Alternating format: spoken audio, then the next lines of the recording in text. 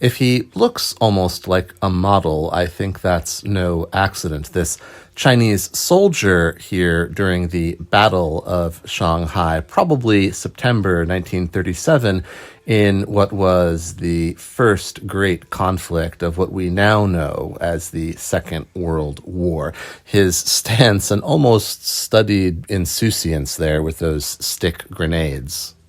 But while this man was serving in both the traditional and brain-rot senses, there were others contributing too in a myriad of ways, because when war came that summer, an entire society pivoted.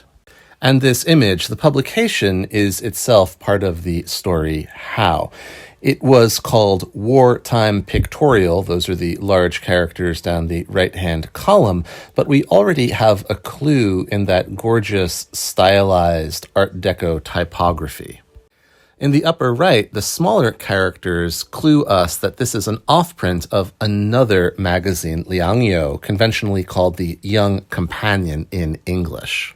That was a modern lifestyle magazine, culturally significant. Think a mashup of bits of Vanity Fair with Vogue or Rolling Stone, and maybe the cultural frisson of a kind of early Playboy.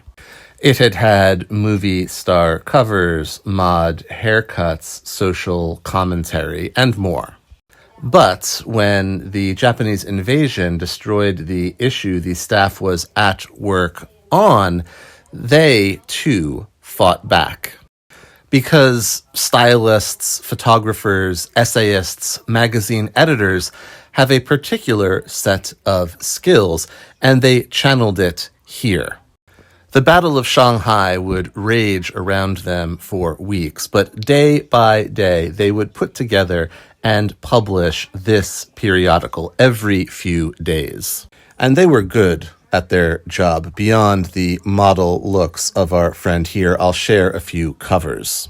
They made the war look beautiful, dramatic, and I use those words consideredly. "Give me the pictures, and I'll give you the war," William Randolph Hearst had said of an earlier conflict. And that was the work here, too, to give the war its meaning and its heroes. It was patriotic propaganda to bolster the spirits of the Chinese people to resist and communicate a story about their struggle to the world. From that single portrait to the marching column to the urban barricade defended, they knew how to make beautiful pictures.